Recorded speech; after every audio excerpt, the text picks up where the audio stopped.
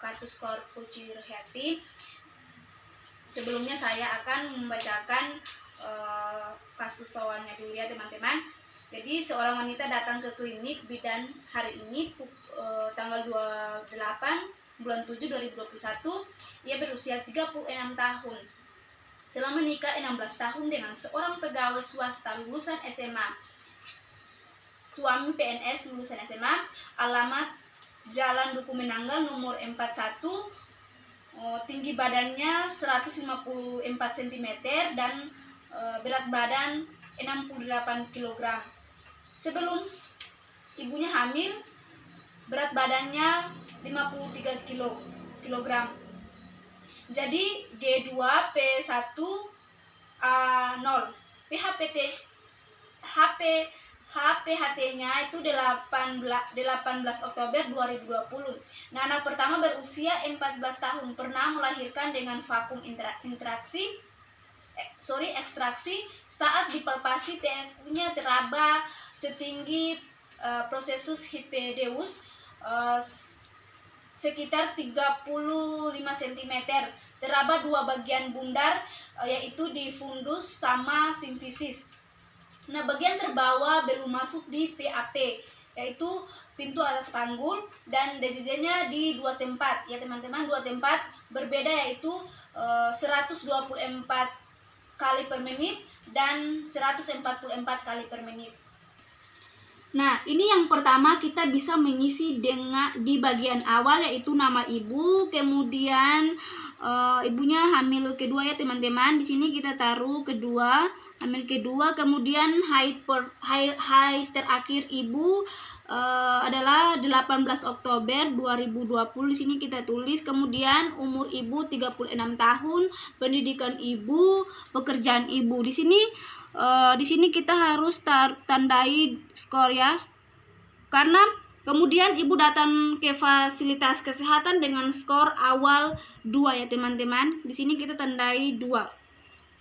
Kemudian ada soal ibu berusia 36 tahun, berarti itu lebih dari 35 tahun ya teman-teman, 35 tahun. Ini ada poin nomor 6 teman-teman. Di sini ada poin nomor 6, kita tandai dengan 4. Kita nomor 6 kita tandai dengan 4. Kita tandai 4 ya teman-teman, kita tandai 4.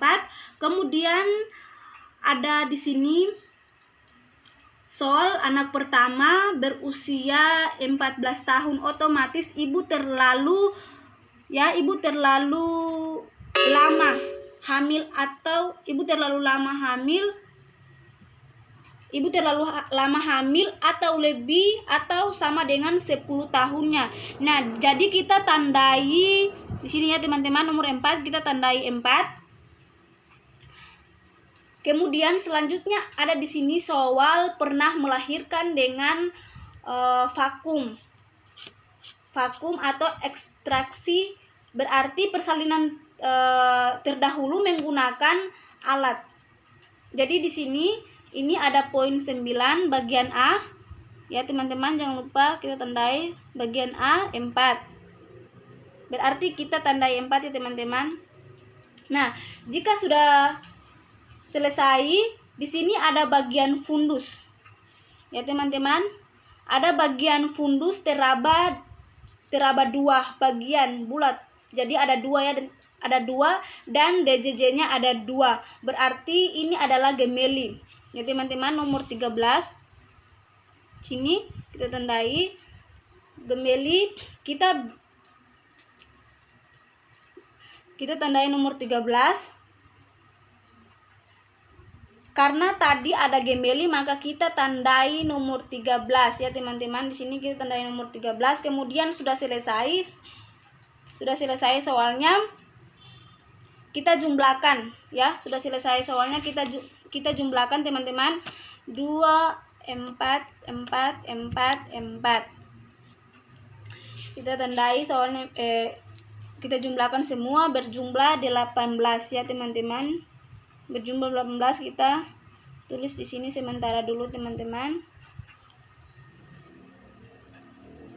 Kita tulis di sini sementara Kemudian selanjutnya kita lihat di 18-nya masuk di mana. Jika hijau hanya 2 ya teman-teman. Di sini kita lihat jika hijau hanya 2 skor. Cuma hanya 2 skor, skor 2. Kalau kuning itu hanya 6 sampai 10. Karena skor kita di 18 berarti ada di bagian merah. Ya teman-teman, ada di bagian merah. Nah, kita tandai di bagian merah. Kita lihat. Ini yang kita lihat jika hijau hanya 2 skor. Cuma hanya 2 skor, skor 2. Kalau kuning itu hanya 6 sampai 10.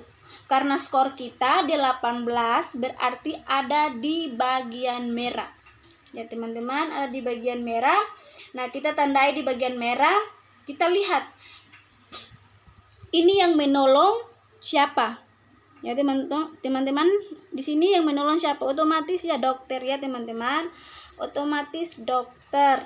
Ya, kemudian kelompok resikonya ada di kelompok resiko yang sangat tinggi. Jadi penolong itu dokter, nanti rujukan itu di rumah sakit.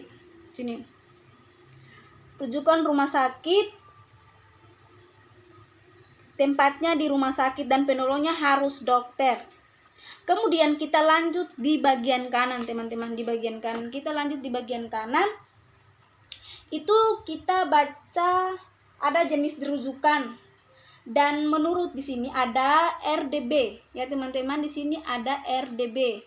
Itu artinya rencana dini.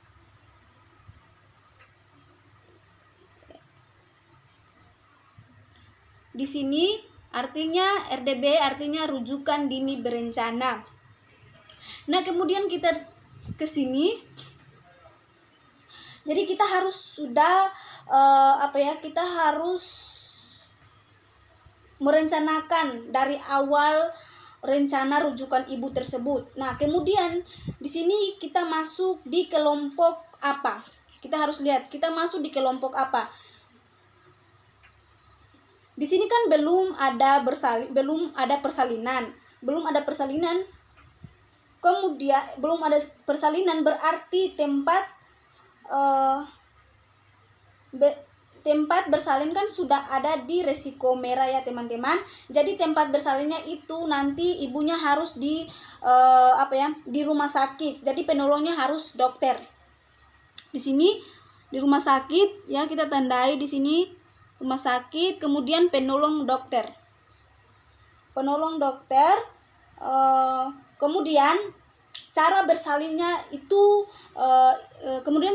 ini tergantung ibunya untuk kedepannya, dan tergantung juga konsultasi dokter tersebut. Sekian dari penjelasan saya. Terima kasih.